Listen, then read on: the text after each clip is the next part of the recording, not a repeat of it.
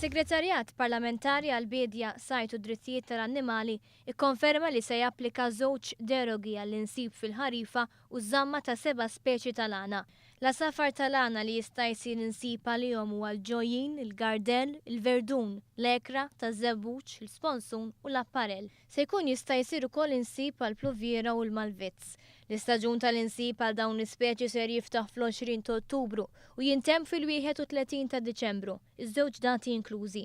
Ser ikunu jistgħu jonsbu biss dawk il-persuni li jkollhom il-liċenzja ġenerali tal-insib, liċenzja speċjali assoċjati ma' dawn iż-żewġ derogi u l-mapep reġistrati tal-Wild Birds Regulation Unit. L-ebda insib ma jista' jsir fuq mnasab li ma jkunux irreġistrati u ma jistgħux isiru mnasab ġodda. Is-Segretarju Parlamentari Rodri Galdes stenna li l-insib tal-asafar tal-għana b'deroga fil-ħarifa 2014 mhux se jkun bħal kif kien jiġi prattikat qabel 2009, iżda se jkun staġun limitat, strettament sorveljat u suġġett għal diversi kontrolli u infurzar. Fil-fatt, is-Segretarju Parlamentari għall-Bidja, Sajt u Drittijiet tal-Annimali irreveda r-regolamenti tal-insib tal-asafar biex isaħħaħ numru ta' kontrolli legali li jikkonċernaw din l-attività.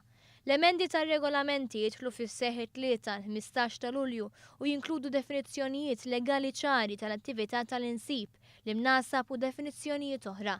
Dawn l-emendi jimponu restrizzjonijiet fuq l-ammont u d-daqs tal-imnasab, it-tip ta' apparat li jista' jintuża u l-metodu ta' kif l-insib jista' jkun permess.